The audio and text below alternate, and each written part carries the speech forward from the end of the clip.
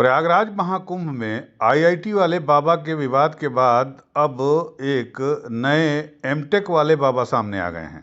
MTech वाले बाबा भी लाखों रुपए की नौकरी छोड़कर अब दिगंबर गिरी बन गए हैं नागा सन्यासी। आपको बता दें, महाकुंभ से चर्चा में आए आईआईटी वाले बाबा अभय सिंह के बाद अब महाकुंभ में एक नए एमटेक वाले दिगंबर कृष्ण गिरी बाबा सामने आ गए हैं। ये बाबा भी लाखों रुपए की नौकरी छोड़कर दिगंबर गिरी बाबा बने और अब नागा सन्यासी बन चुके हैं। इन्होंने कर्नाटक यूनिवर्सिटी से एमटेक और कंपनी में जीएम का पद और लाखों रुपए का पैकेज छोड़कर दिगंबर कृष्णगिरी निरंजनी अखाड़ा में नागा सन्यासी बन गए हैं। नागा सन्यासी दिगंबर कृष्णगिरी महाराज ने बताया कि उन्होंने सन 2010 में नौकरी छोड़ दी थी।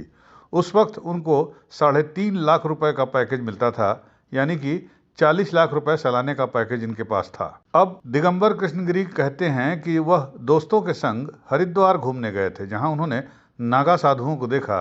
तभी से उनके मन में सन्यासियों के बारे में जानने की जिज्ञासा होने लगी थी। बैंगलोर के रहने वाले दिगंबर कृष्णगिरी के पिता तीर्थ पुरोहित हैं। उनका जन्म एक तेलुगु ब्राह्मण परिवार में हुआ है। वह एसीसी, बिरला, डालमिया और कजारिया जैसी कंपनियों में काम कर चुके हैं। संन्यास लेने से पहले वह 2010 में दिल्ली की एक कंपनी में बतौर जीएम के पद पर कार्यरत थे। वहां उनके नीचे 450 कर्मचारी भी काम करते थे। अब इन नागा सन्यासी से मिलने वाले लोगों की यहां भारी भीड़ जुटने लगी है। लोग उनके पढ़ाई लिखाई और संन्यास लेने के पहले के जीवन के बारे में जानना चाहते हैं कि आखिर लाखों रुपए की सैलरी कमाने वाले ये आदमी कैसे आध्यात्म और नागा सन्यासी बनने की ओर कदम बढ़ा दिए। नागा सन्यासी दिगंबर बाबा बताते हैं कि जितना पैसा उतनी ही मोहमाया की दुनिया है, लेकिन जब से उन्होंने आध्यात्म और नागा सन्यासी का रूप लिया है और अध्यात्म की तरफ मुड़े हैं, तब से वह काफ़ी सुकून की ज़िंदगी बिता रहे हैं। यही नहीं, उन्होंने कुछ बातें चौंकाने वाली भी बताई।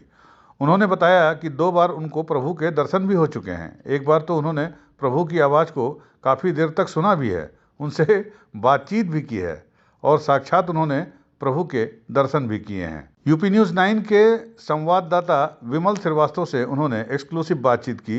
सुनिए ये दिगंबर गिरी बाबा यानी एमटेक बाबा यूपी न्यूज़ 9 से किस तरह अपने अनुभवों को साझा कर रहे हैं। महाकुंभ में आपने अजीबोगरीब बाबा तो जरूर देखे होंगे, लेकिन हमारे साथ जो निरंजनी अखाड़े से जुड़े हुए बाबा हैं, एमटेक बाबा, जिनको जो कर्नाटक के रहने वाले, ये एक बड़ी बड़ी कंपनियों में सीईओ के पद पर भी रह चुके, लेकिन अध्यात्म की दुनिया में और युवाओं को जोड़ने के लिए उन्होंने संन्यास लिया। बाबा जी, आप एमटेक किए हुए हैं और अच्छी नौकरी करते थे, उसके बावजूद आप अध्यात्म की दुनिया में आ गए। जब मैं काम में था, मेरा लास्ट काम मेरठ में था, तब एक बार मैं देहरादून देखने के लिए आया।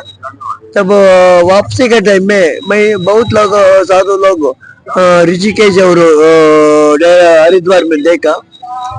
3-4 महीने गूगल किया, मुझे उसमें कुछ समाधान नहीं निकला। तभी एक दिन रिजाइन करके मैं साधु बना। एक 10 दिन मुश्किल हुआ, हरकेपुड़ी में बैठ के भी मांग रहा था। बाद में 10 दिन के बाद मैं निरंजनी का अखाड़ा के दीक्षा लिया।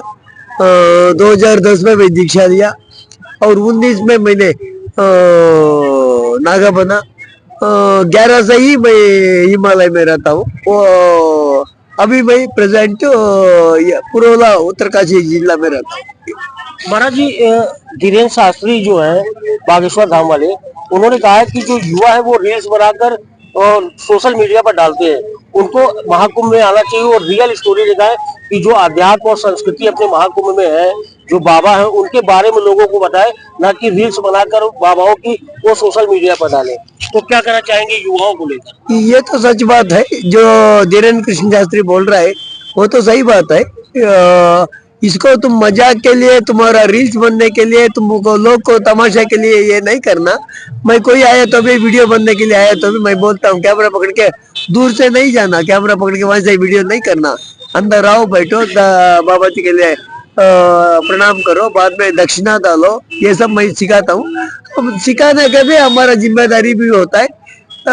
मैं देखते रहता हूँ, ज्यादा बाबा लोग वो सब बोलता ही नहीं। मीडिया वाला आया, कुछ बोल दिया, वो चले गए अपने आप। ये सनातन धर्म कोई नहीं सिखा रहा है, नहीं सिखाना पड़ता है।